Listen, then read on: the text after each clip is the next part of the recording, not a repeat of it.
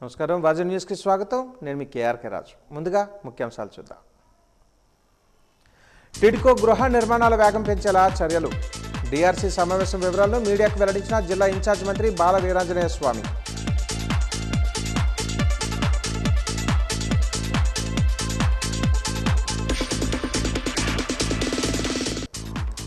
పాలనా లోపాలను ఎత్తి చూపితే అక్రమ అరెస్టులా కూటమి పాలనపై వైసీపీ నేతల మండిపాటు జీవీఎంసీ గాంధీ పార్క్ వద్ద నల్ల బ్యాడ్జీలతో నిరసన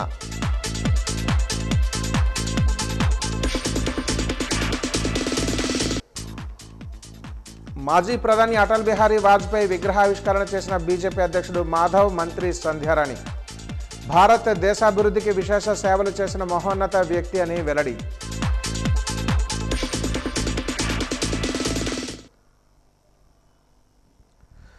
దేశంలో త్వరలో అమలు కానున్న వికసిత్ భారత్ గ్యారంటీ రోజ్గార్ ఆజీవికా మిషన్ ద్వారా గ్రామీణ ప్రజలకు విస్తృత ఆర్థిక లబ్ధి చేకూరుతుందని విజయనగరం పార్లమెంటు సభ్యులు కలిశెట్టి అప్రనాయుడు అన్నారు.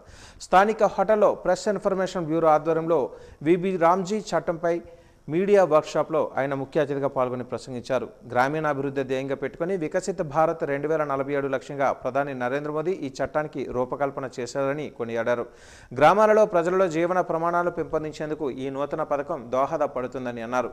ఈ పథకంపై విస్తృత అవగాహన కల్పించాల్సిన ఆవశ్యకత ఉందని మీడియాకు అధికారులకు సూచించారు. ఎంజీఎన్ఆర్ఈజీఎస్ పథక వైవికే షణ్ముఖ్ కుమార్ మాట్లాడుతూ కొత్తగా రూపొందించిన ఉపాధి హామీ చట్టం గురించి వివరిస్తూ గ్రామ స్థాయిలో నీటి భద్రత, వాటర్ వర్క్స్, ప్రధాన మౌలిక సదుపాయాల కల్పనపై దృష్టి పెట్టడం జరిగిందన్నారు. ముందుగా గ్రామాలను ఏబిసిలుగా విభజించి తదనుగుణంగా ఉపాధి పనులు మంజూరు చేయనున్నట్లుగా వివరించారు. ఎంజీఎన్ఆర్ఈజీఎస్ పథకం ద్వారా ప్రస్తుతం అమలవుతున్న 100 రోజుల పని దినాలను 125 దినాలుగా పెంచడం వలన సగటు ఉపాధి వేతనదారునికి గరిష్ట ఆర్థిక లబ్ధి చేకూరుతుందని అన్నారు. ఈ కార్యక్రమంలో Shivaprasad, additional commissioner rural development Gopichand, chief quality controlling officer, lead bank manager Murthy, డొమా PD Saradadevi, electronic media, print media ప్రతినిధులు పాల్గొన్నారు.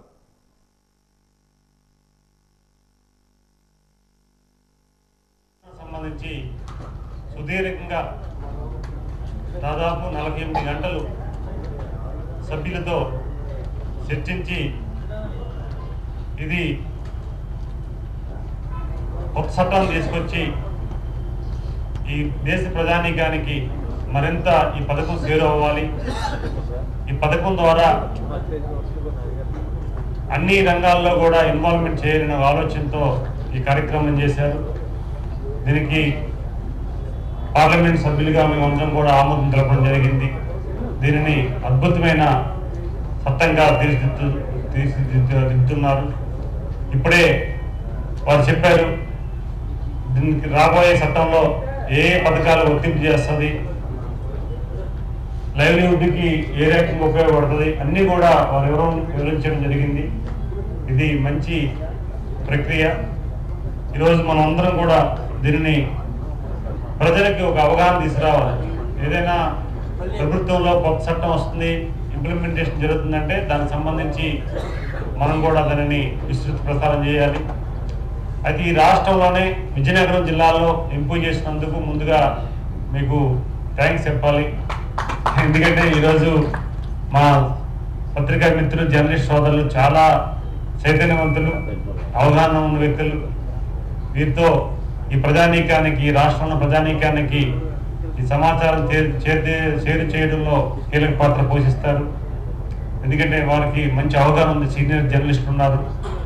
ముఖ్యంగా జర్నలిస్టులు అందరూ కూడా ఫీల్డ్ మీద ఉన్నారు. ఇప్పుడు కూడా ఈవెంట్లో ఈ కార్యక్రమంలో పాల్గొని మళ్ళీ వారు కూడా స్కూల్కి, కాలేజీకి వెళ్ళే సందర్భాలు మనం చూసాం. చాలా పత్రికల్లో కూడా మనం చదివాం. అలాగే చాలామంది రిఫ్లెక్ట్ చేసుకున్నారు. అయితే ఈరోజు ఈ కొత్త చట్టం వస్తుంది కనుక విస్తృతంగా దీన్ని ప్రసారం చేయాలి, అవగాహన కల్పించాలి. దీన్ని బ్రోచర్స్ కానీ, కరపత్రాలు కానీ గ్రామాల్లో పోవాలి, చర్చ జరగాలి. అలాగే ఏవైతే గ్రామాల్లో ఉన్న మన పంచాయతీ ఆఫీసుల్లో కానీ లేకపోతే ఇతర ప్రదేశాల్లో కానీ బహిరంగంగా చర్చ జరగాలంటే కరపత్రాలు యూజ్ చేసుకోవాల్సిన అవసరం ఉందని తెలియజేసుకుంటూ అసలు సోషల్ మీడియాలో చాలా విస్తృతంగా ప్రసారం చేయాలి. జనసేన కార్యకర్తలు నాయకులపై వైసీపీ నేత రోజా ఘాటు వ్యాఖ్యలు చేశారు. జనసేన నాయకులంతా సిగ్గులేని జెండా మోసే కూలీలను నేను ఎక్కడా చూడలేదంటూ చేసిన వ్యాఖ్యలపై Janasena party Visakha north in charge Pasupuleti Usha Kiran మండిపడ్డారు. సీతంపేట పార్టీ జిల్లా కార్యాలయంలో ఆమె మీడియా సమావేశంలో మాట్లాడారు. ప్యాకేజీలు దండుకోవడానికి తప్ప జనసేన పార్టీ ఎందుకు పనికిరాదు అంటూ చేసిన వ్యాఖ్యలను వెనక్కి తీసుకోవాలని పార్టీ అధినేత పవన్ కళ్యాణ్కు జన సైనికులకు రోజా క్షమాపణ చెప్పాలని డిమాండ్ చేశారు. మరోసారి పవన్ కళ్యాణ్ కోసం కానీ జనసేన కోసం కానీ వీర మహిళల కోసం కానీ తప్పుగా మాట్లాడితే చూస్తూ ఊరుకోమని హెచ్చరించారు. గతంలో పర్యాటక శాఖ మంత్రిగా ఉన్న రోజా ఆడుదాం ఆంధ్ర పేరిట 125 కోట్ల రూపాయల కుంభకోణానికి పాల్పడ్డారని గుర్తు చేశారు.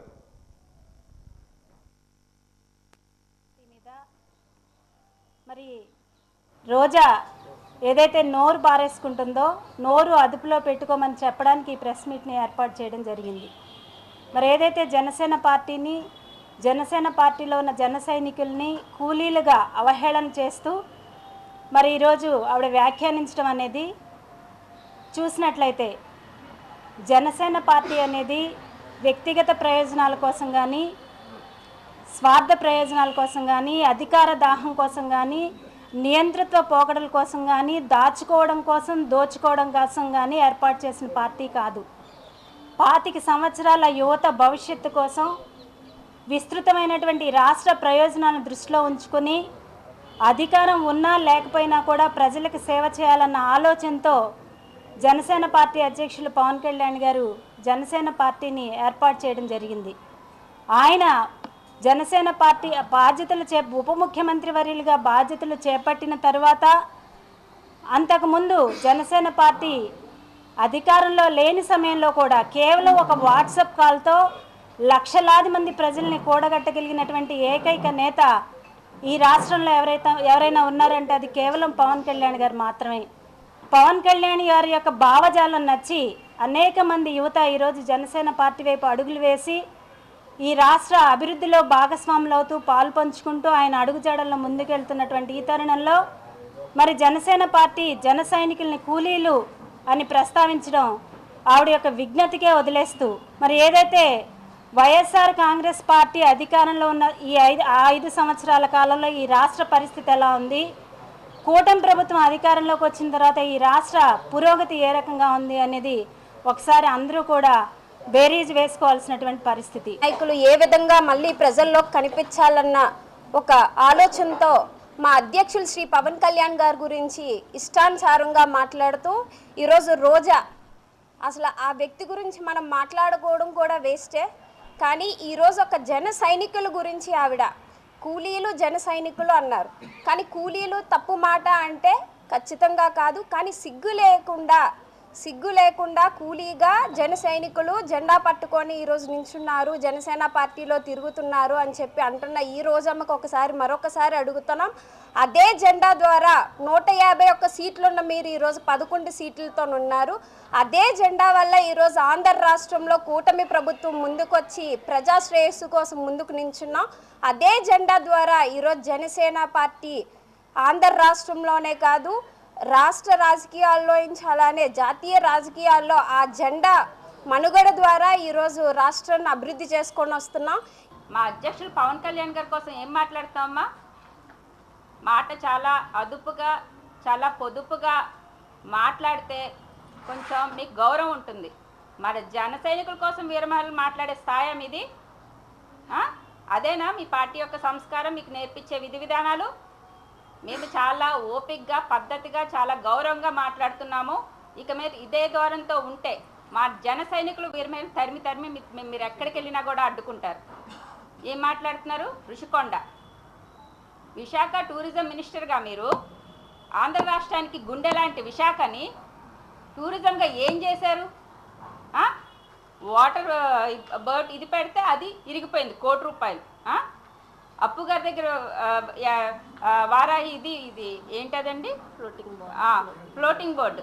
అది పెట్టిన నెల రోజులు కాదు కదా, వారం 10 రోజుల్లోనే ఫ్లోట్ అయిపోయింది. అంత ఘోరమైన పరిస్థితి. ఋషికొండలో విపరీతమైన ఖర్చు, 500 కోట్లు. ఆ భూమి విలువ, ఋషులు తిరిగిన ప్రాంతము. ప్యాలెస్లు కడతారా? దేనికోసం ప్యాలెస్లు కట్టారు? మీ సొంత డబ్బులతో కట్టారా? ప్రజల డబ్బులతో కట్టారు. తెలుగు సంస్కృతి సాంప్రదాయాలను నేటి తరానికి తెలియజేయాలనే ఉద్దేశంతో ఈరోజు సంక్రాంతి సంబరాలను నిర్వహించామని AIMS English medium principal Balaji తెలిపారు. సంక్రాంతి అంటే డూడు బసవన్నల సన్నాయి రాగాలు, భోగి మంటలు, రంగుల రంగవల్లులతో కోలాహలంగా తీసుకొచ్చే పండుగ సంక్రాంతి పండుగ. నేటి ఆధునిక యుగంలో సంస్కృతి సాంప్రదాయాలు కనుమరుగు కాకుండా నేటి తరానికి తెలియజేసే విధంగా పాఠశాలలో ఒక పండుగ వాతావరణాన్ని ఏర్పాటు చేశామని బాలాజీ తెలిపారు.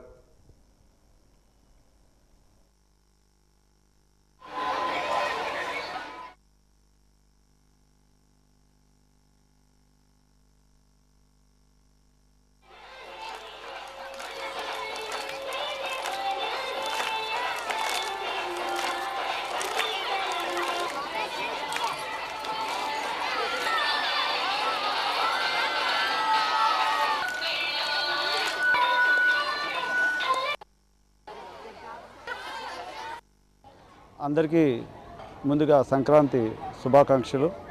మా విద్యాసంస్థలో ప్రతి ఏటా మేము సంక్రాంతి పండుగ వేడుకలు ముందుగా జరుపుకుంటాము. ఎందుకంటే విద్యార్థుల్లో సంక్రాంతి అనే పండుగ యొక్క ప్రాముఖ్యత, నెక్స్ట్ ఈ యొక్క పిల్లలకి సంక్రాంతి ఏ విధంగా జరుపుకోవాలి, అసలు సంక్రాంతి పండుగ ఈ తెలుగు రాష్ట్రాల్లో అతి పెద్ద పండుగ. మనం భోగి, సంక్రాంతి, కనుమగా మనం సెలబ్రేట్ చేసుకుంటాము. రైతు తను పండించిన పంటలు చేతికందిన తర్వాత ఆ చేతికందిన డబ్బులతో తాను హ్యాపీ లైఫ్ లీడ్ చేయడానికి ఏ విధంగా చేస్తారనేది సంక్రాంతి పండుగ ద్వారా మనకి తెలుస్తుంది. అదేవిధంగా విద్యార్థులకు రైతు ఏ విధంగా కష్టపడుతున్నాడో, ఏ విధంగా పంటలు పండిస్తున్నాడో, ఆ పండించే పంటల నుంచి వచ్చిన రాబడిని ఏ విధంగా వినియోగిస్తున్నాడో అనే విషయాలు కూడా ఈ పండుగ ద్వారా మనకి తెలియజేస్తున్నారు. నేటి తరుణంలో విద్యార్థులకు అధునాతనంపై అడుగులు వేస్తూ పురాతన పద్ధతులను మర్చిపోతున్నారు. ఒక విద్యార్థికి నాగలంటే ఏమిటో తెలియదు, బండి అంటే ఏంటో తెలియదు, ఎద్దులు వాటి ఉపయోగం ఏంటో తెలియదు. ఇట్లాంటి పరిస్థితుల్లో రైతు పూర్వకాలంలో ఇవన్నీ వాడి మనకి వ్యవసాయం ద్వారా మనకి ఉత్పత్తి చేసేవాడు. ఇవన్నీ విషయాలని కూడా మన స్కూల్లో ఈ సెలబ్రేషన్ చేసుకొని తెలియజేయడం జరిగింది. ఇందులో భాగంగా మేము గాలిపటాల పోటీలు, అదేవిధంగా ముగ్గులు పోటీలు, వివిధ విద్యార్థులు వివిధ వేషధారణలో వచ్చి వివిధ సాంస్కృతిక కార్యకలాపాలు కూడా చేపట్టడం జరిగింది. ఈ విధంగా సహకరించిన మేనేజ్మెంట్ వారికి, అదేవిధంగా మీడియా మిత్రులందరికీ కూడా నా ధన్యవాదాలు తెలియజేస్తున్నాను. విశాఖపట్నం లాసన్స్ బే కాలనీ బీజేపీ పార్టీ కార్యాలయం ఆవరణలో జనతా వారధి కార్యాలయాన్ని హెచ్చర్ల ఎమ్మెల్యే ఈశ్వరరావు ప్రారంభించారు. రాష్ట్ర బీజేపీ అధ్యక్షులు పివిఎన్ మాధవ్ ఆధ్వర్యంలో రాష్ట్ర వ్యాప్తంగా కార్యాలయాలు ఏర్పాటు చేసి ప్రజల సమస్యలను పరిష్కరించే దిశలో ముందుంటామని అన్నారు. బీజేపీ రాష్ట్ర కార్యదర్శి సుజాత, జనతా వారధి కన్వీనర్ పొలిమేర శ్రీనివాసరావు ముఖ్య నాయకులు పాల్గొన్నారు.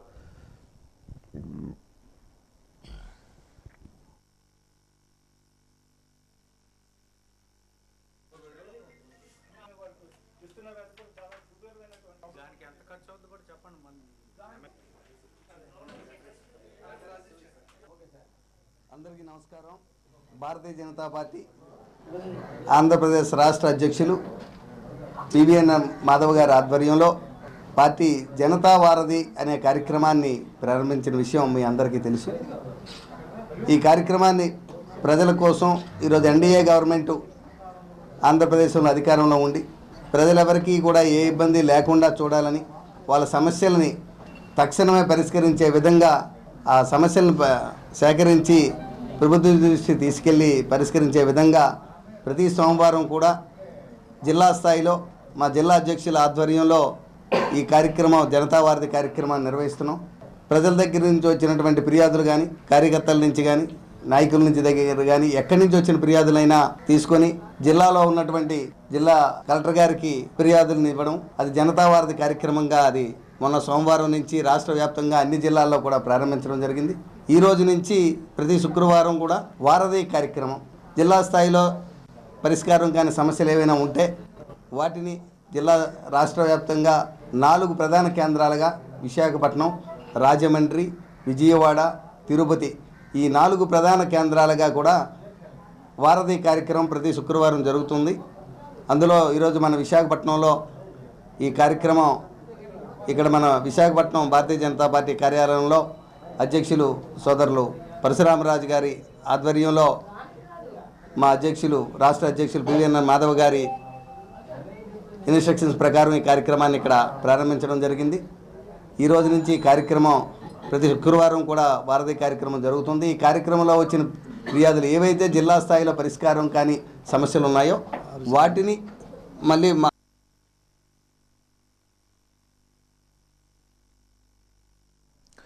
విజయనగరం జిల్లా కేంద్రంలోని బిఎస్ఎన్ఎల్ వద్ద ఫారం ఆఫ్ పెన్షనర్స్ అసోసియేషన్ ఆధ్వర్యంలో పెన్షనర్లు శాంతియుత నిరసన చేపట్టారు. దశాబ్ద కాలం పాటు దేశ ప్రగతి కోసం సేవలందించిన తాము నేడు తమ చట్టబద్ధమైన పెన్షన్ హక్కుల కోసం పోరాల్సి రావడం దురదృష్టకరమని సభ్యులు ఆవేదన వ్యక్తం చేశారు. ఈ సందర్భంగా సంఘం నాయకులు మాట్లాడుతూ పెన్షనర్లు సమాజంలో అత్యంత క్రమశిక్షణ కలిగిన వారని, అయితే వయసు పైబడడం వల్ల ప్రస్తుతం వారు శారీరకంగా బలహీనపడి ఉన్నారని పేర్కొన్నారు. నిత్యావసర వస్తువుల ధరలు ఆకాశాన్ని అంటుతున్నాయని, పెరిగిన మందుల ఖర్చులు మరియు ఆరోగ్య సంరక్షణ వ్యయం తమ జీవితాలను తీవ్రంగా ప్రభావితం చేస్తున్నాయని ఆవేదన వెల్లడించారు. పెన్షనర్ల పట్ల ప్రభుత్వం చూపిస్తున్న నిర్లక్ష్య వైఖరి ప్రస్తుత ఉద్యోగులు నైతిక ధైర్యాన్ని కూడా దెబ్బతీస్తుందని వారు హెచ్చరించారు. ముఖ్యంగా పెన్షనర్ల హక్కులను కాలరాస్తున్న పెన్షన్ వ్యాలిడేషన్ యాక్ట్ను తక్షణమే నిలిపివేయాలని వారు డిమాండ్ చేశారు. తమ న్యాయమైన కోరికలను ప్రభుత్వం సానుకూలంగా స్పందించాలని కోరారు. ఈ కార్యక్రమంలో FCPA convener Bhaskar Rao, president Prakash రావు, సభ్యులు సుబ్బారావు, అధిక సంఖ్యలో పెన్షనర్లు పాల్గొన్నారు.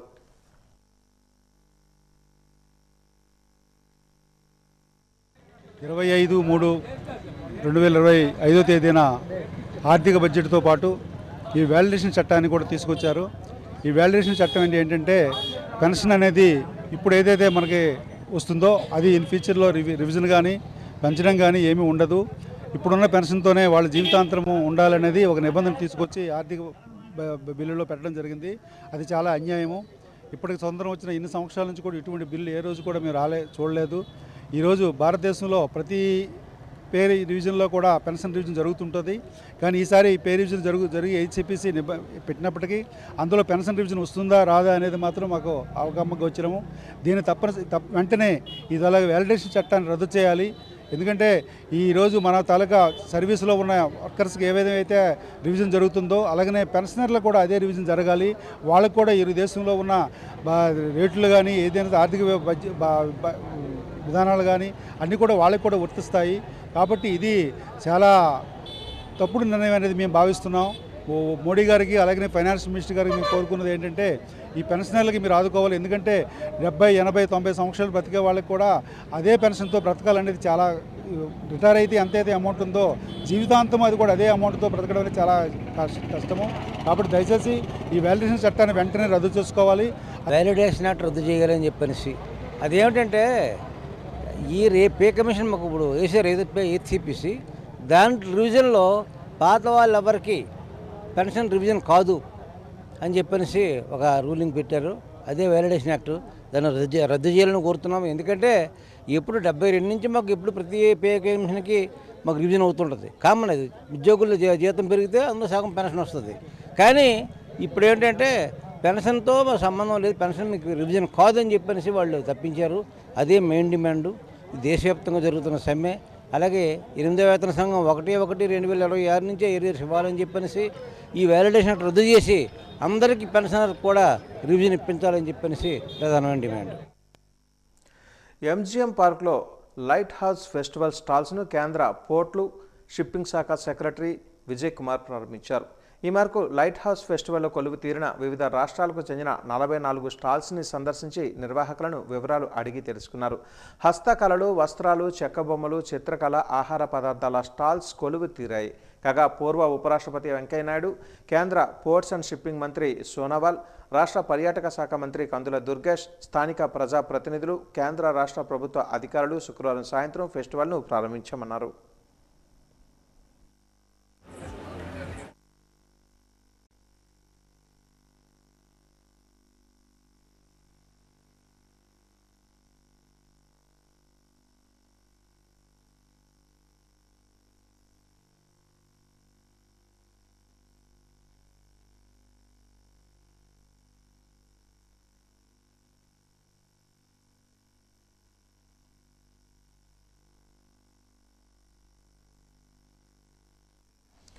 ప్రజా సమస్యలు ప్రజాప్రతినిధులు నేరుగా తెలుసుకొని సమస్యల పరిష్కారం కోసం ఏర్పాటు చేసిన కార్యక్రమం ప్రజా దర్బార్ కార్యక్రమాన్ని రాష్ట్ర వ్యాప్తంగా నిర్వహించేలా ముఖ్యమంత్రి చంద్రబాబు కార్యాచరణ రూపొందించారు.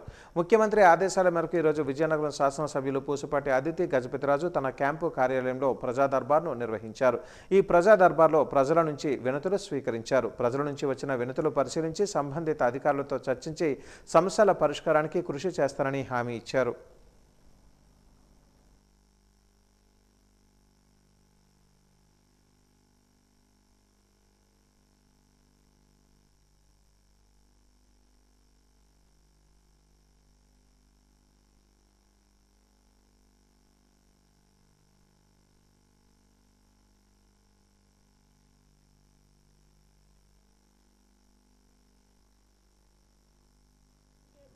అందరికీ నమస్కారం.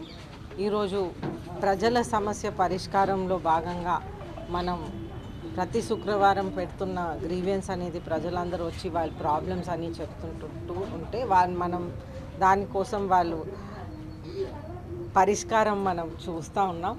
అయితే మనం చూస్తుంటే కొన్ని ఏరియాస్లో ఆల్రెడీ శాంక్షన్ అయిన రోడ్స్ అవ్వలేదు.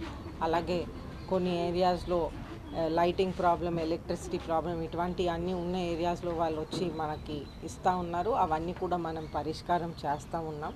కొన్ని ఏరియాస్లో వాటర్ ప్రాబ్లం చాలా ఎక్కువ ఉంది. అది చాలాసార్లు జరుగుతూ ఉంది రీసెంట్గా. సో అది కూడా మనం పరిష్కారం కోసం మనం ప్రయత్నాలు చేస్తూ ఉన్నాం.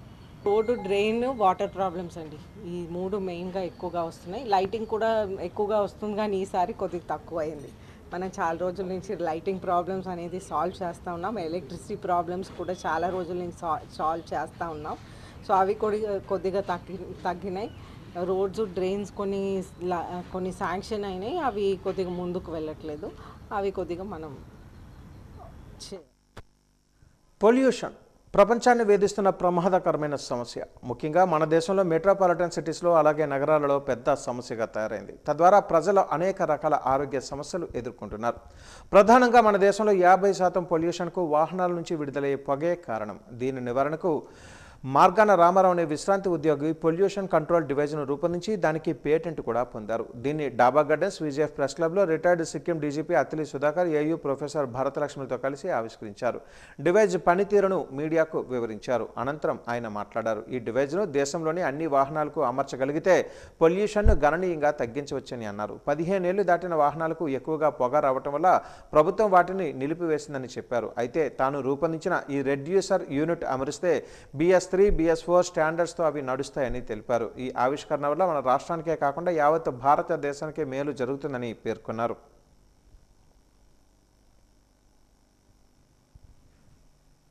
అంటే డివైస్కి ఇండియన్ పేటెంట్ కూడా రావటం జరిగింది. అయితే ఇప్పటి వరకు మనకి పొల్యూషన్ తగ్గడానికి ప్రభుత్వ పరంగా ముందు BS4 వరకు చేశారు, తర్వాత యాడ్బుల్ వేసి BS6 వరకు ఇచ్చారు. అయితే ఇది సపరేట్ డివైస్. ఇప్పుడు మనం జనరల్గా రోడ్డు మీద వెళ్ళే ఒక లారీ కానీ బస్సు కానీ ఏ వెహికల్ అయినా వెళ్తే ఒక పొగ అన్నది వస్తుంది. పొగ వస్తే ఆ పొగని ఈ డివైస్కి పెడతాం. లోప నుంచి పైకి వెళ్ళేటప్పటికి అందులో ఉన్న కార్బన్ పార్టికులేటు CO అంటే చాలా ప్రమాదకరమైంది. ఆ వాయువు పీల్చడం వల్ల అనేక రోగాలు వస్తాయి. అయితే అది కూడా అందులో కలెక్ట్ అవుద్ది.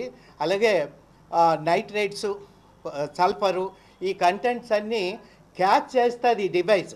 ఇంతవరకు పొగలో ఉన్న కాలుష్యాన్ని క్యాచ్ చేసే డివైజు బహుశా ఈ ఇండియాలో కానీ ఇతర దేశాల్లో కూడా లేదేమో అనుకుంటున్నాను.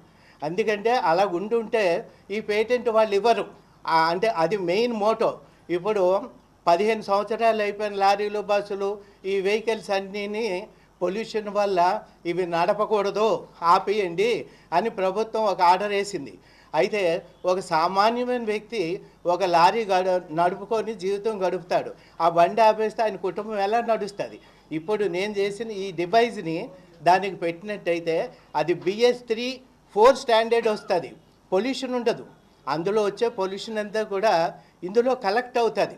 ఈ కలెక్ట్ అయిన పొల్యూషన్ కూడా ఊరికినే పోదు. కొంచెం ఇన్ ఫ్యూచర్లో దాన్ని రీసైకిల్ చేసినట్టయితే అది కూడా బై ప్రోడక్ట్గా పనికి వస్తుంది. అలాగనే ఇప్పుడు BS6 అని ఇంకా 5 లేదు, 4 వరకు ఎంత ఇంజన్లో చేయగలిగారో అంత చేశారు. BS6 ఏంటంటే ఎగ్జాస్ట్ పొగ వెళ్తుంది పైకి, వెళ్ళిన దాని మీద యాడ్బ్లోని యూరియా బేస్డ్ లిక్విడ్ని స్ప్రే చేస్తుండ్రు, దానివల్ల కొంత తగ్గుతుంది.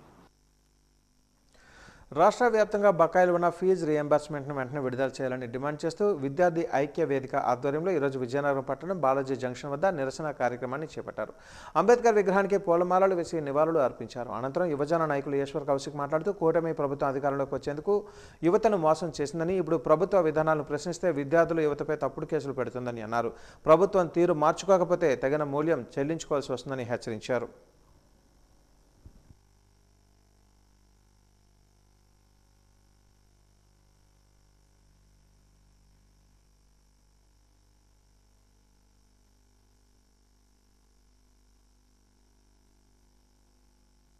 డెబ్బై రద్దు చేస్తాం, పీజీ విద్యార్థులకు న్యాయం చేస్తామని చెప్పారు.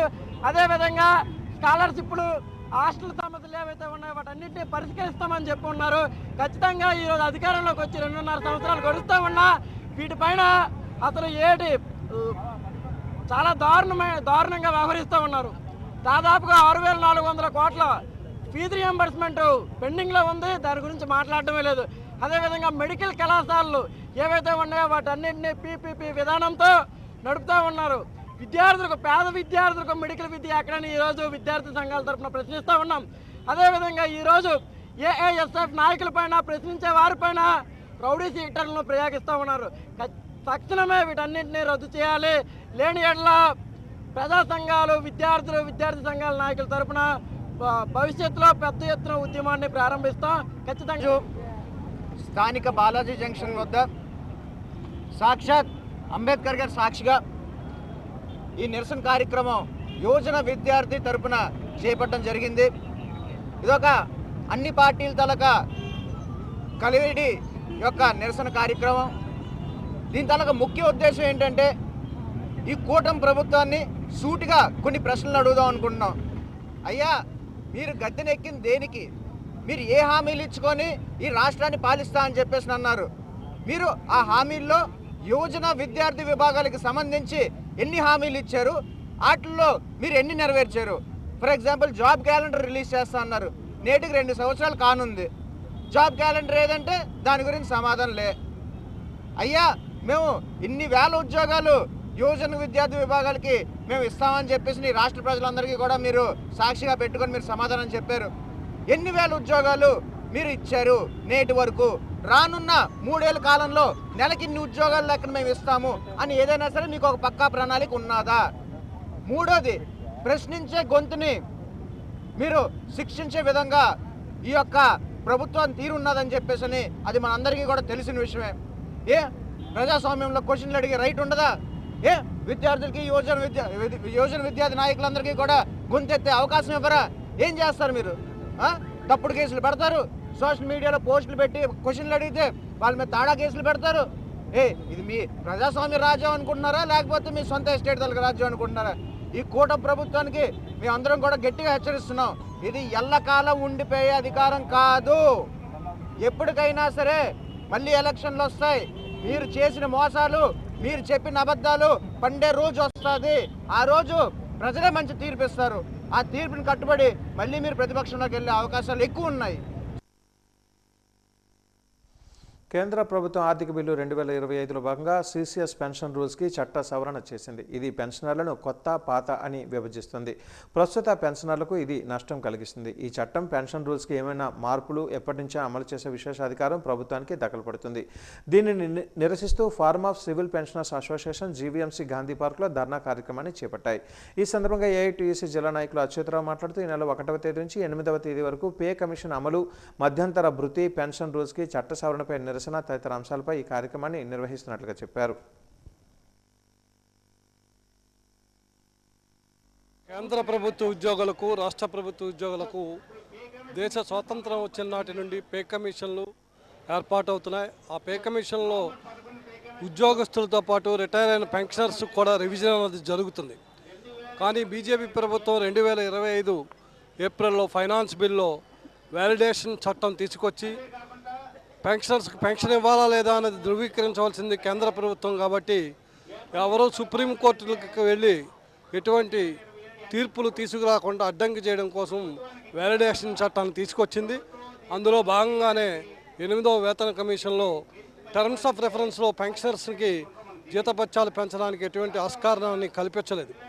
అంతేకాకుండా టర్మ్స్ ఆఫ్ రెఫరెన్స్లో నాన్ కంట్రిబ్యూటరీ పెన్షనర్స్ అని ఈ దేశానికి స్వాతంత్రం వచ్చినటువంటి త్యాగం చేస్తున్నటువంటి సైనికాధికారులు, సివిల్ ఉద్యోగులు, న్యాయస్థానం ముఖ్య అధిపతులు అందరినీ కించపరిచే విధంగా నాన్ పెన్షనర్స్ అని, నాన్ కంట్రిబ్యూటరీ పెన్షనర్స్ అని టర్మ్స్ రెఫరెన్స్ పెట్టి అన్యాయం చేయడానికి ప్రయత్నిస్తుంది. ఈ ప్రయత్నాన్ని అడ్డుకొట్టడానికే దేశవ్యాప్తంగా సివిల్ పెన్షనర్స్ అందరం కూడా దేశవ్యాప్తంగా సంతకాల ఉద్యమాన్ని సేకరించాం. కోటాను కోట్ల మంది దేశవ్యాప్తంగా సంతకాలు పెట్టారు. సుమారు 69 లక్షల మంది పెన్షనర్స్ ఉన్నారు.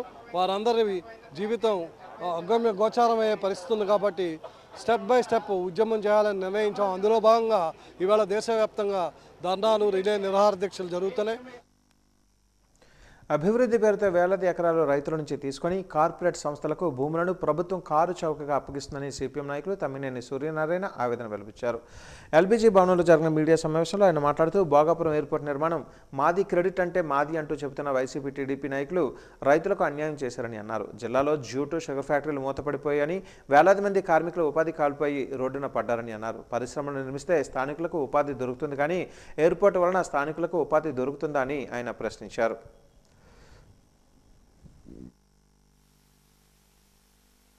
ఎయిర్పోర్టులో విమానం దిగింది.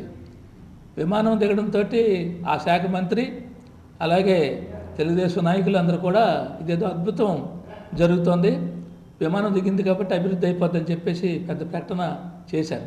తర్వాత ప్రతిపక్షం ఉన్న వాళ్ళు మేమే బోర్డంతా చేసాం, ఇవాళ మీరు చేసిందేమని వీళ్ళంటారు, మేము కట్టేమని వాళ్ళంటారు, తెచ్చింది మేమని రకరకాలుగా ఈరోజు చర్చలు జరుగుతున్నాయి.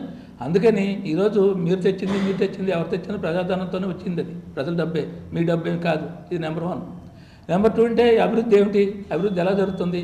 ఈవేళ ఎయిర్పోర్టులో ఎన్ని ఉద్యోగాలు ఇచ్చారో చెప్పాలి, ప్రకటించాలి. ఎందుకని ప్రకటించలేదు? ఎన్ని ఉద్యోగాలు వచ్చినాయి చెప్పాలి కదా. విమానం దిగింది అభివృద్ధి అంటున్నావు, అభివృద్ధి అంటే ఏ రూపంలో అయింది? ఎవరికి వచ్చింది అభివృద్ధి? అంటే ల్యాండ్ లార్డ్స్కి, బాగా భూములు ఉన్న వాళ్ళకి రేట్లు పెరిగాయి, వాళ్ళకి అభివృద్ధి జరిగింది తప్ప అక్కడ పేదలకి, వృత్తిదారులకి, కూలీలకి, కార్మికులకి ఉన్న పని ఏమిటి? ఉన్న కార్మికులు కూడా ఎవరున్నారు? ఈ మధ్యన లోపల పనులు జరుగుతున్నంత కూడా ఇతర రాష్ట్రాల నుండి వచ్చిన లేబర్తోనే పని చేయించుకున్నారు. కాంట్రాక్టులు అక్కడ వాళ్ళు ఆ కాంట్రాక్ట్తో తెచ్చి వీళ్ళ పనులను చేయించుకున్నారు తప్ప లోకలోడికి ఎవరికి ఏ పని, చిన్న పని కూడా 10 రూపాయలు కూలి పని కూడా అక్కడ కల్పించలేదు. వీళ్ళ అందరితో మాట్లాడుతూ చెప్తున్నారు. అంటే ఏమిటి అభివృద్ధి? ఎలాగవుతుంది అభివృద్ధి? అభివృద్ధి చేయడానికి ఏంటి అవకాశాలు ఎంతమంది కల్పించారు మీరు? ఏవో దుకాణాలు, షాపులు, బడ్డీలు వస్తే అభివృద్ధి? కొంతమంది పకోడీలు అమ్ముకుంటే అది అభివృద్ధి? కాబట్టి ఇది అభివృద్ధి కాదు. మేమంటున్నాం ఈ జిల్లాలో వందలాది ఫ్యాక్టరీలు మూతపడ్డాయి, వేలాది మంది కార్మికులు రోడ్డును పడ్డారు, షుగర్ ఫ్యాక్టరీలు మూతపడ్డాయి. ఇవన్నీ ఎందుకు తెరిపించారు? 15 ఏళ్ళు అవుతుంది. మీరు ఏం చేస్తున్నారు? గుడ్డిగొర్ర పళ్ళు అవుతున్నారా? ఈ జిల్లా అభివృద్ధి ఎలాగవుతుంది? 50-60 వేల మంది బయటికి పోతే ఎవరికి ఏ పని లేదు, 15 ఏళ్ళు ఒక ఫ్యాక్టరీ కట్టలేదు, కొత్తగా ఒక ఫ్యాక్టరీ రాలేదు, ఉన్న మూసారు. ఇక్కడేమో అభివృద్ధి అయిపోతుంది భోగాపురం. ఎందుకు విమానం మీద అంచలేద్దా? విమానం మీద అంతవరకు పక్కనే వైజాగ్ ఉంది కదా, విమానం ఇక్కడ లేకపోతే ఏమైనా నష్టం జరిగిపోద్దా? విమానం ఉన్నాయండి, ఇవన్నీ ఉంటాయి, అభ్యంతరం లేదు. ఇదంతా నాశనం అయిపోయిన తర్వాత అక్కడ విమానం దిగింది కాబట్టి అభివృద్ధి అయిపోద్ది అంటే ఏ రకంగా అభివృద్ధి అవుద్ది? మీరు సమాధానం చెప్పండి. ఎన్ని ఉద్యోగాలు ఇచ్చారో, ఏ రకంగా అభివృద్ధి అవుద్దో, మీకున్న ప్రణాళిక ఏంటో, ఈ జిల్లా అభివృద్ధికి ఏంటో మీ దగ్గర ఏమైనా ఏమీ లేదు. ఇప్పుడు కాసేపు విరామం.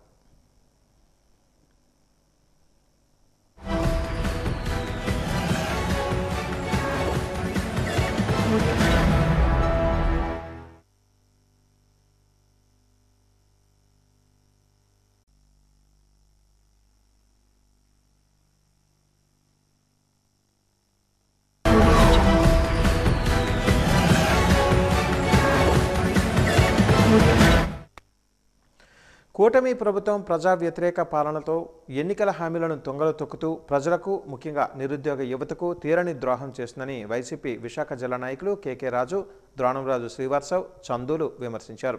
కూటమి ప్రభుత్వ పాలన తీరును వ్యతిరేకిస్తూ జీవీఎంసీ గాంధీ పార్క్ వద్ద నల్ల బ్యాడ్జీలతో నిరసన తెలిపారు. కూటమి ప్రభుత్వ పాలన అసమర్థతను ప్రశ్నిస్తున్న గొంతులపై అక్రమ కేసులు పెట్టి భయభ్రాంతులకు గురిచేస్తూ వారిని అణిచివేసేందుకు నియంతృత్వ పోకడలను అనుసరిస్తున్నారని మండిపడ్డారు.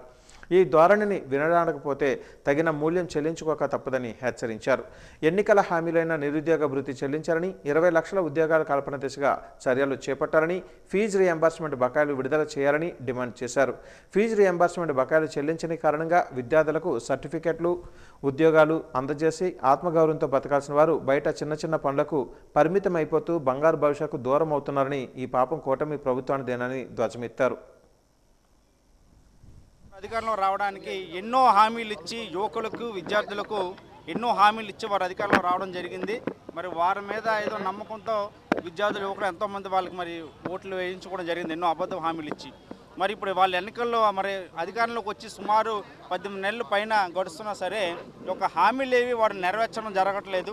దాని గురించి మరి పెద్ద ఎత్తున ప్రశ్నిస్తున్న రాష్ట్ర వ్యాప్తంగా విద్యార్థి మరి యువజన విభాగం నాయకులపై వాళ్ళ యొక్క కేసులు బుక్ చేయడం, వాళ్ళ గృహ నిర్బంధాలు చేయడం, వాళ్ళ యొక్క గొంతులను అనగదొక్కడం, వాళ్ళ మీద రౌడీ షాట్లు, పీడీ యాక్ట్లు వంటివి చేయడం ఒక కార్యక్రమాలు చేస్తున్నాయి ఒక కూటమి ప్రభుత్వం. అలాగే విశాఖపట్నంలో కూడా ఏఎస్ఎఫ్ అలాగే ఏఐవైఎఫ్ సిపిఐ అనుబంధ సంస్థలో ఆ యొక్క నాయకుల మీద కూడా యొక్క రౌడీ షీట్లు, పీడీ యాక్ట్లు పెట్టడం జరిగింది. మరి దానికి ఒక నిరసనగా ఈరోజు రాష్ట్ర వ్యాప్తంగా ఆ యొక్క మరి ఆ ఏఎస్ఎఫ్, ఏఐవైఎఫ్, మిగతా యువజన విభాగాలు అలాగే వైఎస్ఆర్ కాంగ్రెస్ పార్టీ యువజన మరియు విద్యార్థి విభాగాల ఆధ్వర్యంలో యొక్క నిరసన కార్యక్రమాలు మరి చేయడం జరుగుతుంది. ఎన్నికల్లో గెలిచిన మొదటి క్షణం నుంచి కూడా ముందుగా వైఎస్ఆర్ కాంగ్రెస్ పార్టీ శ్రేణులపై దాడులు చేయటం, మర్డర్లు చేయటం, హత్యాయత్నాలు చేయటం, ఈ విధంగా భయభ్రాంతులు గురి చేసి ఒక అరాచక పాలన సాగుతుండటంతో పాటు వారు అధికారంలోకి వచ్చిన తర్వాత ప్రజలు కానీ ఒక గౌరవప్రదమైన ప్రతిపక్ష పార్టీగా వైఎస్ఆర్ కాంగ్రెస్ పార్టీ కానీ వారికి ఒక సంవత్సర కాలం టైం ఇవ్వడం జరిగింది. సంవత్సర కాలం తర్వాత ఎన్నికలకు ముందు ఏదైతే అన్నిటికంటే కూడా ముఖ్యంగా ఈ రాష్ట్రంలో ఉన్న 40 లక్షల పైచీలకు నిరుద్యోగ యువతీ యువకులకి కూటమి ప్రభుత్వం అధికారంలోకి వచ్చిన వెంటనే 20 లక్షల ఉద్యోగాలు కల్పిస్తాం. 20 లక్షల ఉద్యోగాలు కల్పించే వరకు కూడా ప్రతి నెల ఆ నిరుద్యోగ యువతీ యువకులకి 3,000 రూపాయలు నిరుద్యోగ భృతి ఇస్తామని ఆ రోజు చంద్రబాబు నాయుడు గారు కానీ, జనసేన అధ్యక్షుడిగా ఉన్న పవన్ కళ్యాణ్ గారు కానీ, అయితే బీజేపీ నాయకులు కానీ ఎన్నికల ప్రసంగాల్లో ఊదరగొట్టడం జరిగింది. కూటమి ప్రభుత్వం ఏదైతే వచ్చి ఒక 18 నెలలు అవుతుందో ఈ 18 నెలల్లో కూడా వాళ్ళు ఎంతసేపు వాళ్ళ మీద ప్రశ్నించే గొంతుల్ని నొక్కేయాలి. ముఖ్యంగా విద్యార్థులు, యువత వీళ్ళ మీద అక్రమ కేసులు, అసలు ఎటువంటి నేర చరిత్ర లేని వాళ్ళ మీద కూడా రౌడీ షీట్లు ఓపెన్ చేస్తున్నారు. ఎందుకంటే వాళ్ళు ప్రశ్నిస్తున్నారు. ఏం ప్రశ్నిస్తున్నారు? వాళ్ళకి ఫీజు రింబర్స్మెంట్ ఎందుకు ఇవ్వట్లేదు, జాబ్ క్యాలెండర్ ఎందుకు మీరు అనౌన్స్ చేయట్లేదు, మీరు ఉద్యోగాలు ఇస్తానని ఉద్యోగాలు ఎందుకు ఇవ్వట్లేదు, ఇలాంటివి ప్రశ్నిస్తున్నారని చెప్పేసి వాళ్ళందరి మీద కేసులు పెడుతున్నారు. అందుకే ఈరోజు వైఎస్ఆర్సీపీ యువజన విభాగం కానీ అలాగే విద్యార్థి విభాగం ఆధ్వర్యంలో మీరు ఇలాంటి పెట్టే కేసులకి మేము ఎటువంటి భయపడే ప్రసక్తే లేదు. ఖచ్చితంగా మీ మెడలు ఉంచైనా సరే ఈ ఫీజు రియంబర్స్మెంట్లు అన్నీ వాళ్ళకు వచ్చేలాగా మేము ఎప్పుడు విద్యార్థులకి అలాగే యువతకి అండుంటామని చెప్పి సంఘీభావంగా ఈరోజు అందరం ఇక్కడ జీవీఎంసీ ఎదురుగా గాంధీ గారి స్టాచ్యూ దగ్గర నల్ల బ్యాజీలు పెట్టుకొని ఈరోజు మా నిరసన అనేది చెప్తున్నాం. తెలుగు రాష్ట్రాలలో ప్రత్యేక గుర్తింపు పొందిన సంస్థ విశాలాంధ్ర అని విజయనగరం ఇన్ఛార్జ్ డీఎస్పీ గోవిందరావు అన్నారు. ఈరోజు స్థానిక కోట జంక్షన్ వద్ద విశాలాంధ్ర బుక్ హౌస్ ఆధ్వర్యంలో విశాలాంధ్ర సంచార గ్రంథాలయం ప్రారంభోత్సవానికి ముఖ్య అతిథిగా ఇన్ఛార్జ్ డీఎస్పీ గోవిందరావు హాజరై మాట్లాడారు. విశాలాంధ్ర బుక్ హౌస్ తెలుగు రాష్ట్రాల్లో ప్రత్యేక గుర్తింపు ఉందని తెలిపారు. పుస్తక పఠనం తనకు అలవాటని, పుస్తక పఠనం ద్వారా ప్రపంచాన్ని తెలుసుకోవచ్చని తెలియజేశారు. ముఖ్యంగా నేటి యువత పుస్తకాలకి దూరమై సోషల్ మీడియాకి దగ్గరయ్యారని అన్నారు. యువత పుస్తక పఠనాన్ని అలవాటు చేసుకోవాలని, సోషల్ మీడియాలో విజ్ఞానం కంటే యువతని జ్ఞానం వైపు, అశ్లీలం వైపు నడిపిస్తుందని అన్నారు. యువతరం పుస్తకాలు చదవ అలవాటు చేసుకోవాలని తెలిపారు. ఈ సంచార గ్రంథాలయాన్ని జిల్లా వ్యాప్తంగా నడపడం అభినందనీయమని అన్నారు. ప్రతి ఒక్కరికి విశాలాంధ్ర పుస్తకాలను అందుబాటులోకి తీసుకుని రావాలని మండలాల్లో సైతం ఈ సంచార గ్రంథాలయాలని ఏర్పాటు చేసిన సిబ్బందికి ప్రత్యేక అభినందనలు తెలుపుతున్నామన్నారు. ఈ సంచార గ్రంథాలయాలు, పుస్తకాలను ప్రతి ఒక్కరూ ఉపయోగించుకునేందుకు ప్రయత్నం చేయాలని కోరారు.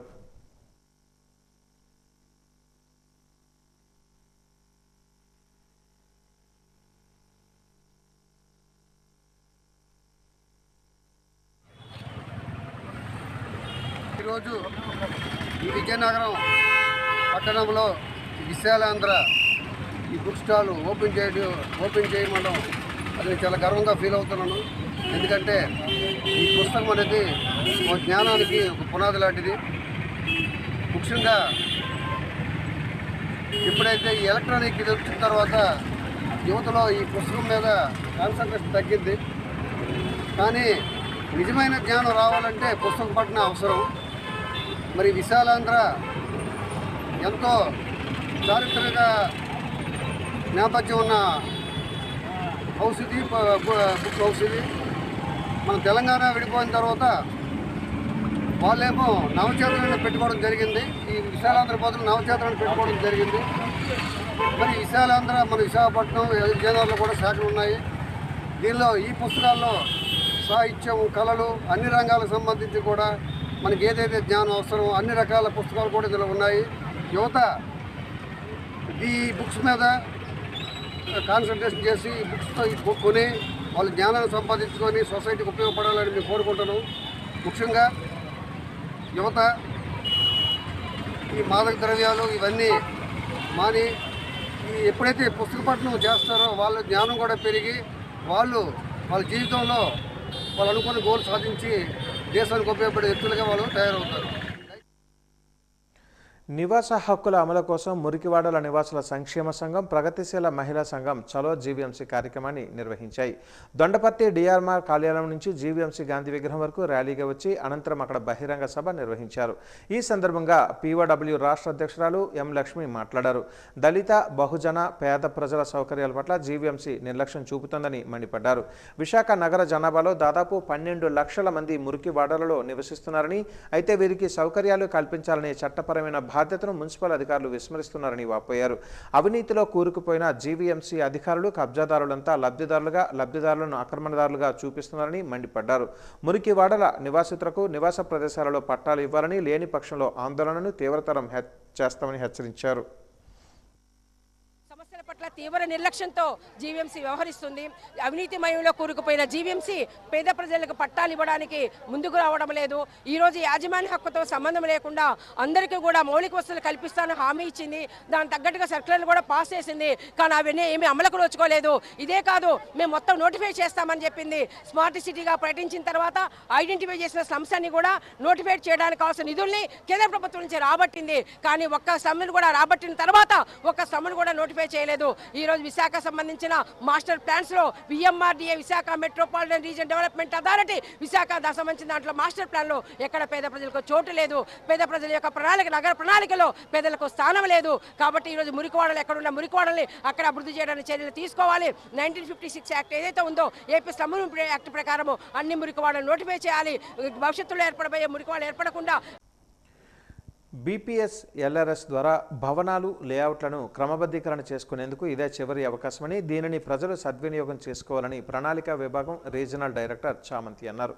ఈరోజు నగరపాలక సంస్థ కార్యాలయంలో ప్లానింగ్ కార్యదర్శులు, టౌన్ ప్లానింగ్ విభాగం సిబ్బందితో జరిగిన సమావేశంలో ఆమె ముందుగా సచివాలయంలో ఎన్ని దరఖాస్తులు వచ్చాయి, పెండింగ్లో ఎన్ని దరఖాస్తులు ఉన్నాయి, ఎన్ని అప్లోడ్ చేశారు, చేయకపోవడానికి గల కారణాలు ఏమిటి అనే అంశాలను ప్లానింగ్ కార్యదర్శులను అడిగి తెలుసుకున్నారు. అనంతరం ఆమె మాట్లాడుతూ ఈ నెల 23వ తేదీతో ఎల్ఆర్ఎస్కు దరఖాస్తు చేసుకునేందుకు చివరి రోజు అని, బీపీఎస్కు మార్చి 11వ తేదీ చివరి రోజు అని నగరవాసులు ఈ అవకాశాన్ని సద్వినియోగం చేసుకోవాలని కోరారు. ఎల్ఆర్ఎస్, బీపీఎస్కు ఇదే చివరి అవకాశమని, మళ్లీ అవకాశం ఉండదని, దీనిని సద్వినియోగం చేసుకోవాలని పిలుపునిచ్చారు. ఇప్పటి వరకు నగరపాలక సంస్థకు ఎల్ఆర్ఎస్కు 878 దరఖాస్తులు వచ్చాయని అన్నారు.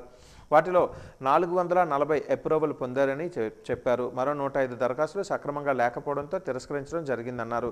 మిగిలినవి పరిశీలన జరుగుతుందని తెలిపారు. అదేవిధంగా బీపీఎస్కు 357 దరఖాస్తులు వచ్చాయని, వాటిలో 3 మాత్రమే అప్రూవల్గా మారినట్లుగా చెప్పారు.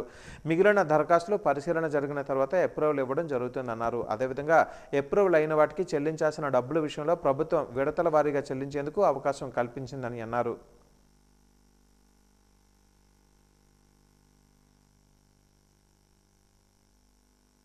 గవర్నమెంట్ ఎల్ఆర్ఎస్, బీపీఎస్ మనకు ఒక వెసులుబాటు ఇచ్చారండి రెగ్యులరైజ్ చేసుకోవడానికి. అందులో భాగంగా ఇప్పుడు ఈ మున్సిపల్ కార్పొరేషన్స్లో ఈరోజు రివ్యూ తీసుకోవడం జరిగింది. ప్రతి డబ్ల్యూపీఆర్ఎస్ వైజ్ వాళ్ళ దగ్గర ఉన్న ప్రాబ్లమ్స్ ఏంటి అంటే పెండింగ్ ఉండకుండా చూడడానికి అని చెప్పేసి ఈరోజు రివ్యూ చేయడం జరిగింది. ఇందులో భాగంగా ఎల్ఆర్ఎస్ అనేది 23/1/2026 మనకి లాస్ట్ డేట్ అప్లై చేయడానికి. ఎవరికైతే ఇప్పుడు వరకు ఒకవేళ తెలియకపోయినా కానీ ఆ చుట్టుపక్కల ఉన్న వాళ్ళు ఎవరన్నా ఉంటే దయచేసి 23వ తారీఖు లోపల ఎల్ఆర్ఎస్ అప్లికేషన్స్ పెట్టుకోవడానికి అవకాశం ఉంది కాబట్టి అందరికీ ముందుకు రావాలని కోరుకుంటున్నాను. అండ్ మీ మీడియా వైజ్ కూడాను కొంచెం వైడ్ పబ్లిసిటీ ఇవ్వండి. అంటే పక్కన వాళ్ళకి కొందరికి తెలియదు, వేరే అవుట్ ఆఫ్ స్టేషన్స్ అలా వెళ్ళిన వాళ్ళకి పక్కన వాళ్ళు చెప్పి కొంచెం పెట్టించండి.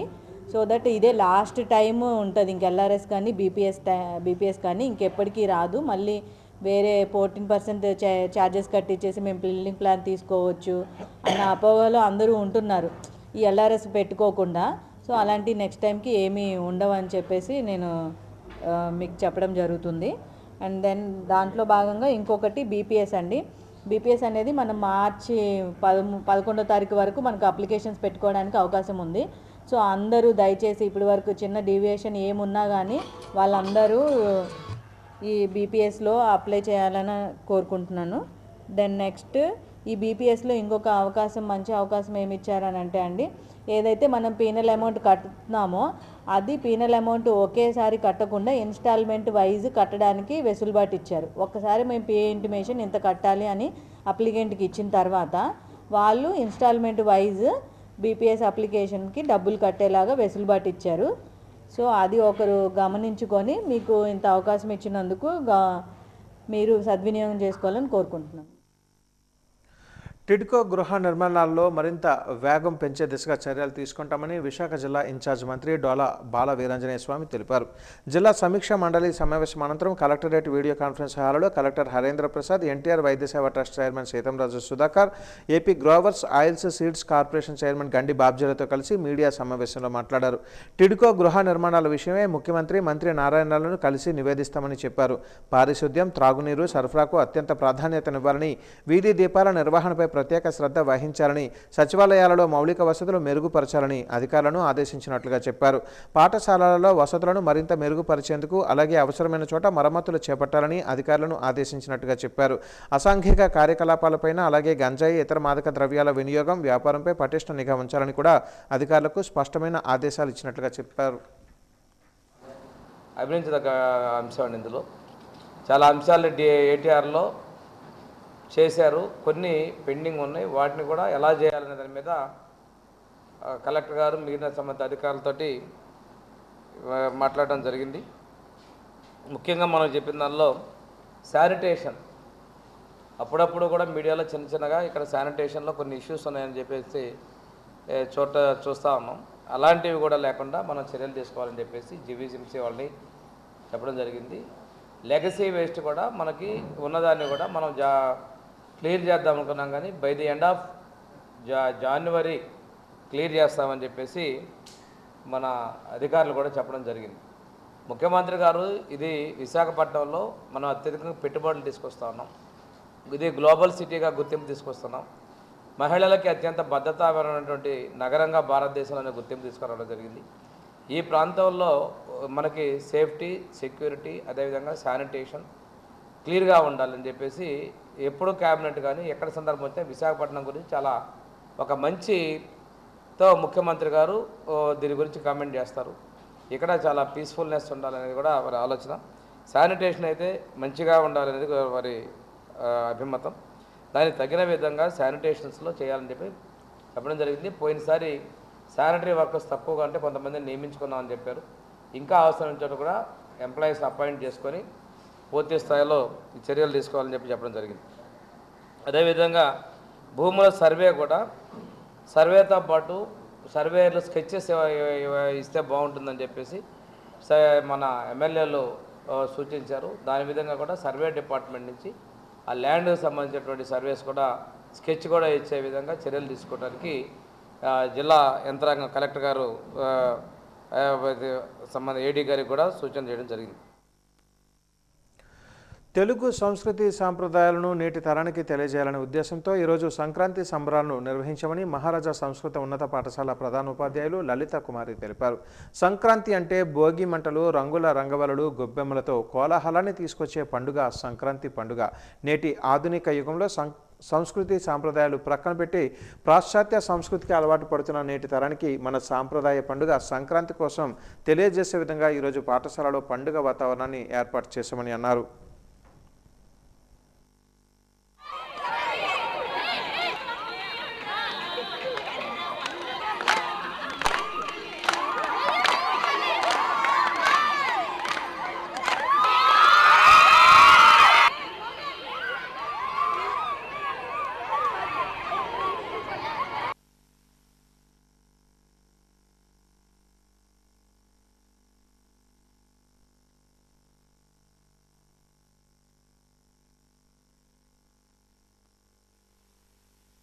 సంక్రాంతి సంబరాలు జరుపుకుంటున్నాము. సంక్రాంతి సంబరాలు ఎందుకు జరుపుకుంటామంటే సీజన్ మారుతుంది, పంటలు చేతికి వచ్చే సమయం ఇది. ఇళ్ళన్నీ కూడా ధనధాన్యాలతో నిండి ఉంటాయి. అందువలన మనం అలాగే చలికాలం తగ్గి వేసవి తీవ్రత ప్రారంభమయ్యే ముందు కాబట్టి ఈ సంక్రాంతి శోభని మనందరం, తెలుగు సంప్రదాయం ఇది, తెలుగు రాజ్యంలో ఉండేటువంటి అందరం కూడా అన్ని పల్లెల్లోని పట్టణాల్లో కూడా ఈ పండుగని అత్యంత వైభవంగా జరుపుకుంటాం. ఈరోజు మేము ఇక్కడ భోగి మంటలు వేసి ఉన్నాము. అలాగే పిల్లలందరూ సాంప్రదాయ వస్త్రధారణ ధరించి ఉన్నారు. ఆటపాటలతో వాళ్ళు సంపూర్తిగా ఈ రోజును ఆస్వాదిస్తారు. ఈరోజు ప్రముఖంగా ఏంటంటే మన జిల్లాలో విద్యాశాఖాధికారి వారి సూచనల మేరకు, మన గౌరవ కలెక్టర్ గారి సూచనల మేరకు పాఠశాలల్లో నిరుపేద విద్యార్థులకి దుస్తులు కొనివ్వడానికి స్టాఫ్ అందరం కలిసి డబ్బులు వేసుకొని వాళ్ళకి నూతన వస్త్రాలు కొని ఇవ్వబోతున్నాం. వాజీ ఛానల్ ఆధ్వర్యంలో గడిచిన 30 సంవత్సరాలుగా సంస్కృతి సాంప్రదాయాలను భావితరాలకు అందజేస్తూ మహిళలను ప్రోత్సహిస్తూ రంగోలీ పోటీలను నిర్వహిస్తూ వస్తోంది. ప్రతి ఏడాదిలాగానే ఈ ఏడాది కూడా జనవరి 12వ తేదీన ఆనంద్ గజపతి ఆడిటోరియంలో వాజీ ఛానల్ ఆధ్వర్యంలో రంగోలీ పోటీలను నిర్వహిస్తోంది వాజీ ఛానల్. విలువైన బహుమతులను కూడా అందజేస్తూ ప్రేక్షకుల మన్ననలు పొందుతుంది. ఇక ఎందుకు ఆలస్యం, వాజీ ఛానల్ని సంప్రదించి రంగోలీ పోటీలలో పాల్గొనడానికి తమ పేర్లు నమోదు చేసుకుంటారని వాజీ ఛానల్ మహిళా మండలను ఆహ్వానిస్తోంది. మహిళలు ఇప్పటికే వాజీ ఛానల్కు వచ్చి వారి పేర్లను నమోదు చేసుకుంటున్నారు. మహిళలు వాజీ ఛానల్తో చెబుతున్న వారి అభిప్రాయాలేంటో ఇప్పుడు చూద్దాం.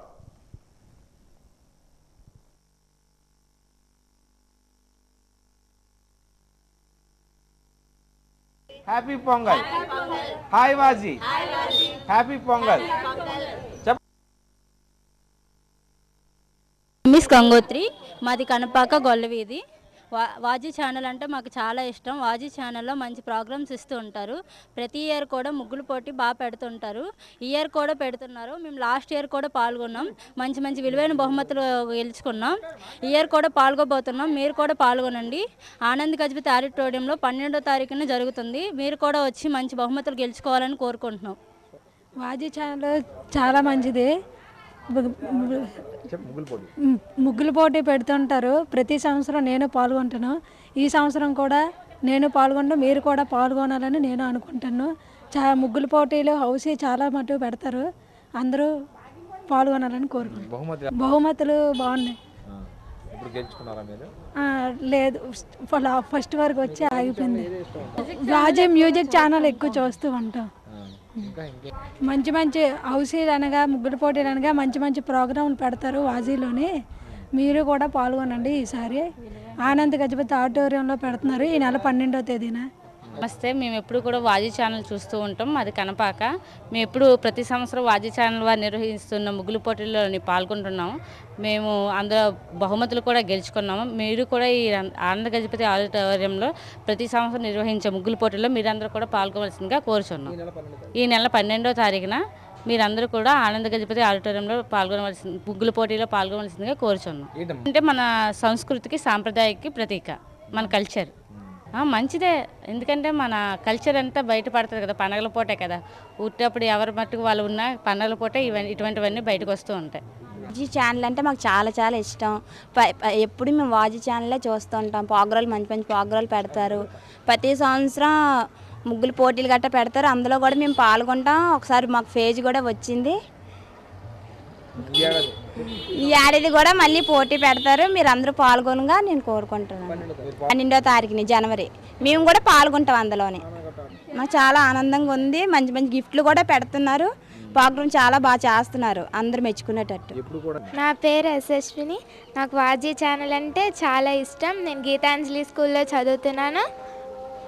ఈ ప్రతి సంవత్సరం లాగే వాజీలోని ముగ్గులు పోటీలు పెడుతున్నారు. ప్రతి సంవత్సరం మేము పాల్గొంటాం. ఈ సంవత్సరం కూడా పాల్గొంటాము. పాల్గొన్న వారికి మంచి మంచి బహుమతులు ఇస్తారు. మీరు కూడా పాల్గొనండి. ఈ నెల 12వ తారీఖున ముగ్గులు పోటీలు జరుగుతాయి ఆనంద గజపతి ఆడిటోరియంలో ముగ్గులు పోటీలు జరుగుతాయి. సుగుణ, నేను కనపాక నుంచి మాట్లాడుతాను. మేము వాజీ ఛానల్లో చూస్తాం. వాజీ ఛానల్ అంటే చాలా ఇష్టం. ప్రతి సంవత్సరం వాజీలో ముగ్గులు రంగోలీ పోటీలు జరుగుతాయి. అందులో మేము పార్టిసిపేట్ చేయడానికి వెళ్తున్నాం.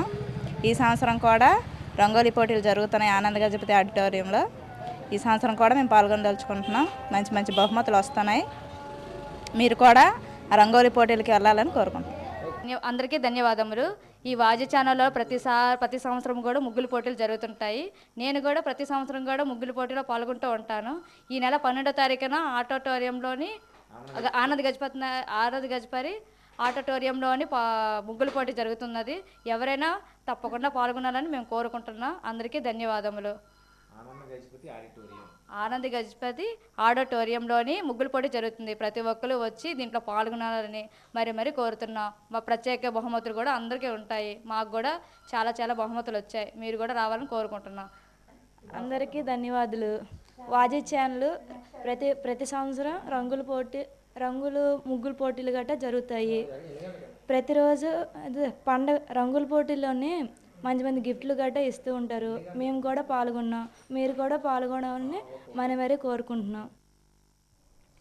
భారత విద్యార్థి ఫెడరేషన్ ఎస్ఎఫ్ఐ ఆధ్వర్యంలో కోట దగ్గర నిరసన కార్యక్రమం తెలియజేయడం జరిగింది. ఈ కార్యక్రమాన్ని ఉద్దేశించి ఎస్ఎఫ్ఐ జిల్లా కార్యదర్శి డి రాము మాట్లాడుతూ అమెరికా అధ్యక్షుడు డొనాల్డ్ ట్రంప్ అధికారంలోకి వచ్చిన తర్వాత తన యొక్క గుత్తాధిపత్యం ప్రపంచ దేశాల మీద చలాయించడం కోసం వివిధ దేశాల మధ్యన యుద్ధాలకు పాల్పడుతున్నారని అన్నారు. అక్కడితో ఆగకుండా ప్రపంచంలో అనేక దేశాల మీద టారిఫ్లను పెంచి వాణిజ్య యుద్ధానికి పాల్పడ్డారని ఆరోపించారు. ఇప్పటివరకు పరోక్షంగా చేసినటువంటి దాడుల్ని బెదిరింపుల్ని ఇప్పుడు ప్రత్యక్షంగా చేయడానికి పరిస్థితికి దిగజారని అన్నారు. అందులో భాగంగానే వెనుజులాలో ఉన్నటువంటి ఆయిల్ నిక్షేపాలపైన పెత్తనం చెలాయించడం కోసం వెనుజులా దేశంపై దాడి చేసి ఆ దేశ అధ్యక్షుడిని ఆయన భార్యని అక్రమంగా అరెస్టు చేసి అమెరికాకు తీసుకొని పోయినటువంటి పరిస్థితి ఏర్పడిందని అన్నారు. సార్వభౌమత్వం కలిగినటువంటి ఒక దేశ అధ్యక్షుడిపైన నార్కోటిక్స్ డ్రగ్స్ స్మగ్లింగ్ చేస్తున్నారని ఆరోపణలతో ఇలా అక్రమ అరెస్టులు చేయడాన్ని ఎస్ఎఫ్ఐ ఖండిస్తుందని అన్నారు.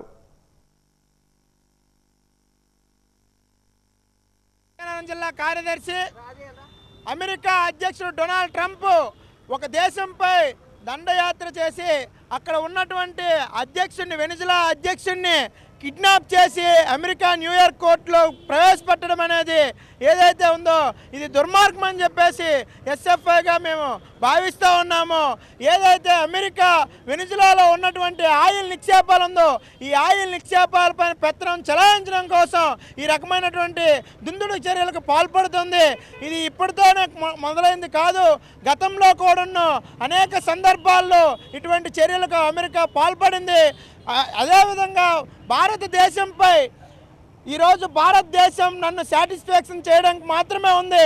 నన్ను సాటిస్ఫాక్షన్ చేయకపోతే భారతదేశానికి నరేంద్ర మోడీకి ఎటువంటి గతి పడుతుందో అని చెప్పేసి డైరెక్ట్గా ట్రంప్ వ్యాఖ్యలు చేస్తున్నా సరే ఈ దేశ ప్రధానమంత్రి వాటన్నింటికి గాలి కొదిలేసి కనీసం ఖండన లేకుండా వ్యవహరిస్తూ ఉన్నాడు.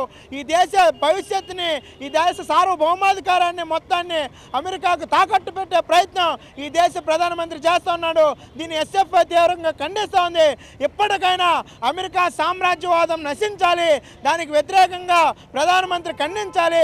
బేషరతుగా వెనిజులా అధ్యక్షుని వెంటనే విడుదల చేయాలని చెప్పేసి మేము డిమాండ్ చేస్తూ ఉన్నాం. లేకపోతే దేశవ్యాప్తంగా విద్యార్థులని యువతని చైతన్యం చేసి వెనిజులాకి మద్దతుగా భారీ ఎత్తున ప్రదర్శనలు చేస్తామని చెప్పేసి తెలియజేస్తా ఉన్నాం. విజయనగరం జిల్లా కలెక్టర్ ఆదేశాల మేరకు ఇవాళ జిల్లా నుంచి వచ్చిన అధికారులు గిరిజన సమస్యలు ప్రభుత్వం దృష్టికి తీసుకుని వెళ్తామని డిపిఓ మల్లికార్జునరావు, ఆర్డీఓ రామ్మోహన్ రావు అన్నారు.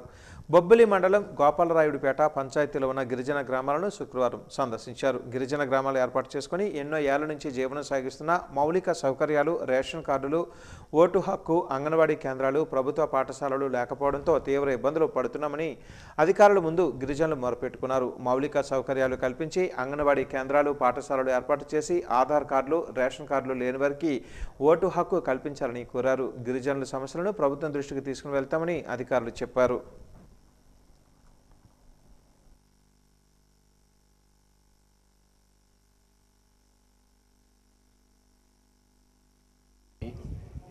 గోపాలరాయుడిపేట పంచాయతీ పరిధిలోకి రాని కొన్ని గ్రామాల వాళ్ళు మమ్మల్ని ఈ పంచాయతీలో కలపమని, పంచాయతీలో కలిపితే తప్ప మాకు మౌలిక వసతులు రావు కాబట్టి దీని మీద కొంచెం స్పందించమని చెప్పి ఇచ్చిన అభ్యర్థన మేరకు కలెక్టర్ గారి ఆదేశాల మేరకు మేము ఇక్కడికి రావడం జరిగింది.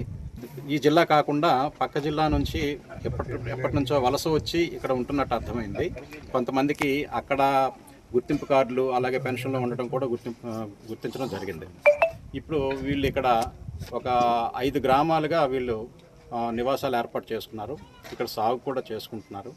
అయితే వీళ్ళకి మౌలిక వసతులైన రోడ్లు కానీ, లేకపోతే కరెంటు కానీ, త్రాగునీరు కానీ ఇవన్నీ లేకపోవటం వల్ల వాళ్ళందరూ రిక్వెస్ట్ చేశారు. ఈవేళ ఇక్కడ గ్రామసభ నిర్వహించాము. ఇక్కడ కృపావలసలో గ్రామసభ నిర్వహించడం జరిగింది.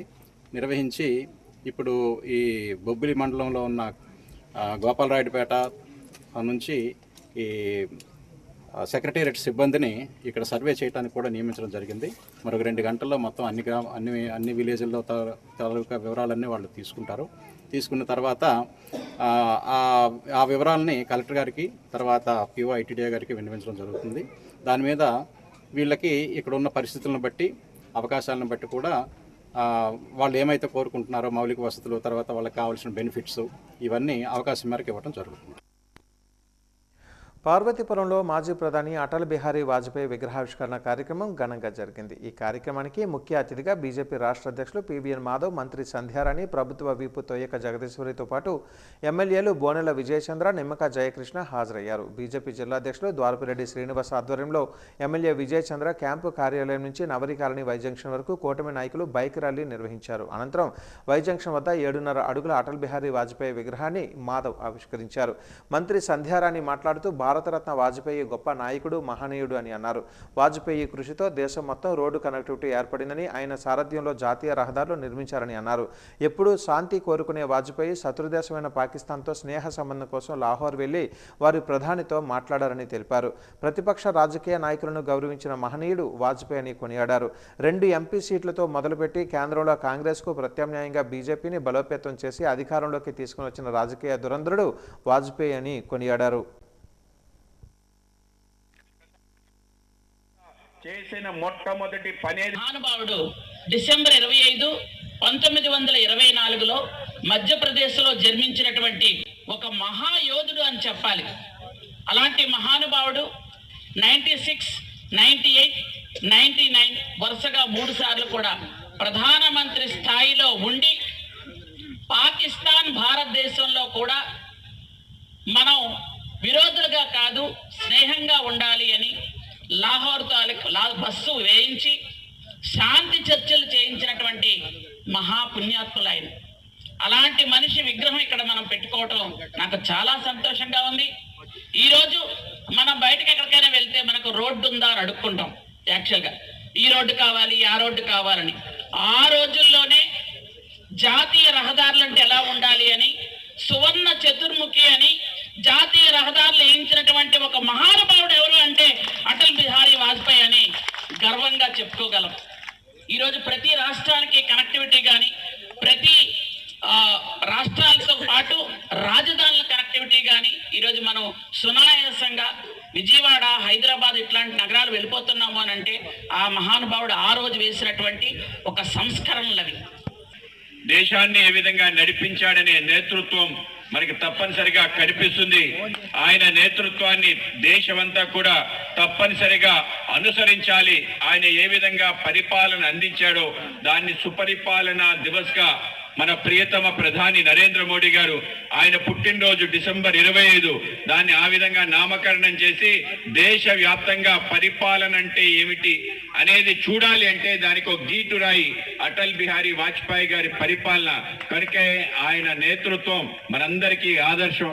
అంతేకాదు ఆయన యొక్క కర్తృత్వం ఏ విషయాన్ని అయితే తీసుకుంటారో ఆ విషయాన్ని తప్పనిసరిగా జీవితాంతం దాన్ని పాటిస్తూ ఒక పార్టీ, ఒక సిద్ధాంతం, ఆ సిద్ధాంతం కోసమే జీవితం యావత్తు కూడా పోరాటం, రాజీ లేకుండా పోరాటం చేయటం, దేశానికి సంబంధించి అనేక రకాల విషయాల పట్ల అటువంటి దీక్ష, దక్షత చూపించి పోరాటం చేసిన వ్యక్తి అటల్ బిహారీ వాజ్పేయి గారు. ఆయన 42లో క్విట్ ఇండియా మూవ్మెంట్ కి జైలు వెళ్ళిన స్వతంత్ర సేనాని. మొదటిసారి పార్లమెంట్ లో అడుగు పెట్టిన వెంటనే 1957లో ఆ రోజుండే ప్రధానమంత్రి భావి భారత ప్రధానిగా కొనియాడటం. దాని తర్వాత ఆయన అనేక రకాల పనులు, ఈ దేశంలో గోవా అనే ఒక ప్రాంతం ఉంది, పోర్చుగల్ అనే దేశం దాన్ని ఆక్రమించింది. స్వతంత్రం వచ్చిన ఇంకా పోర్చుగల్ గోవాని ఏ విధంగా ఆక్రమిస్తుందని గోవా విముక్తి ఉద్యమం చేసి సుమారు 1959లో ఆయనంతటా ఆయన అక్కడికి వెళ్ళటం, 17 మంది పోలీస్ కాల్పులో చనిపోతే ఆ రోజు నెహ్రూ గారు ఆ రోజు ఆ యొక్క గోవా విముక్తి చేసి గోవాని విముక్తి చేయడంలో అటల్ బిహారీ వాజ్పేయి గారి యొక్క కర్తృత్వాన్ని మనం తప్పనిసరిగా గుర్తించుకో. విజయనగరం జిల్లా దత్తిరాజేరు మండలం గుచ్చిమి గ్రామంలో శుక్రవారం ఉదయం జరిగిన అగ్ని ప్రమాదంలో రాజాన శ్రీనుకి చెందిన ఇల్లు, రాజాన అప్పన్నకు చెందిన సాల కాలిపోయినట్లుగా గజపతి నగరం ఫైర్ ఎస్ఐ ప్రసాద్ తెలిపారు. రాజాన శ్రీనుకు చెందిన ఇంటిలో ఇల్లు కట్టుకునేందుకు ఉంచిన 2 లక్షల రూపాయల నగదు కాలిపోయినట్లుగా గుర్తించారు.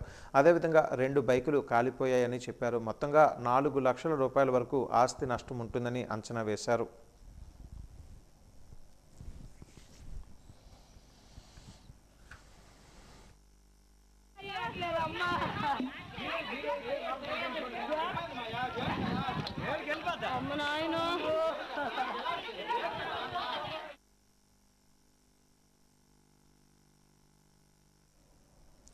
భోగాపురం మండలం బైర్రెడ్డి మండలంలో శుక్రవారం పురిపాకలు మరియు రేకుల షెడ్డు తొలగించే విషయంలో తీవ్ర ఉద్రిక్తత నెలకొంది. ఆ గ్రామానికి చెందిన బైర్రెడ్డి అప్పలనరసయ్య యొక్క రేకుల షెడ్డును అలాగే ఆమె కుమార్తె తల్లి లక్ష్మి పురిపాకలో నివాసం ఉంటున్నారు.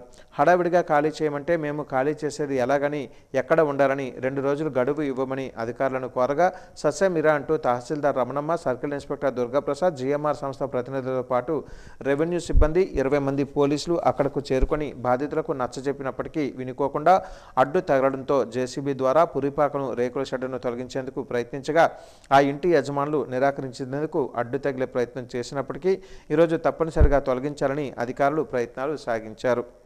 బాధితులు మాకు ఉండడానికి 5 సెంట్ల స్థలాలు ఇవ్వాలని కోరినప్పటికీ ఆ వృద్ధులను పోలీసులు అడ్డుకొని రేకుల షెడ్డును పాకను తొలగించారు. అయితే అనంతరం వారికి జిఎంఆర్ సంస్థ వారు 1 లక్ష రూపాయల పరిహారాన్ని ఇచ్చేందుకు అంగీకరించగా ముందుగా 50,000 రూపాయలు బాధితులకు అందజేసి మరో 50,000 రూపాయలు ఇస్తామని బాధితులకు నచ్చజెప్పడంతో పాటు సచివాలయంలో తలదోచుకోవాలని అధికారులు చెప్పడంతో బాధితులు అంగీకరించారు. దీంతో సమస్య సద్దుమణిగినట్లుగా అయ్యింది.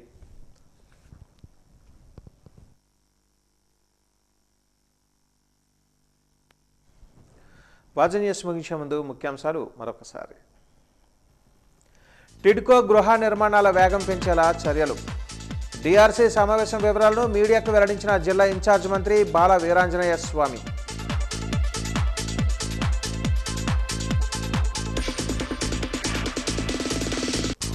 పాలనా లోపాలను ఎత్తి చూపితే అక్రమ అరెస్టుల. కూటమి పాలనపై వైసీపీ నేతల మండిపాటు. జీవీఎంసీ గాంధీ పార్క్ వద్ద నల్ల బ్యాడ్జీలతో నిరసన.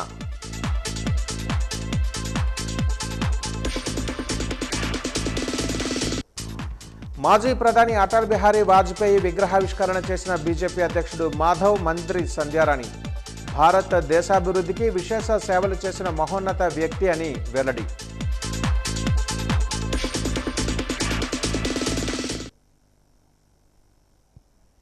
వాజీ న్యూస్ ఇంతటితో సమాప్తం. నమస్కారం.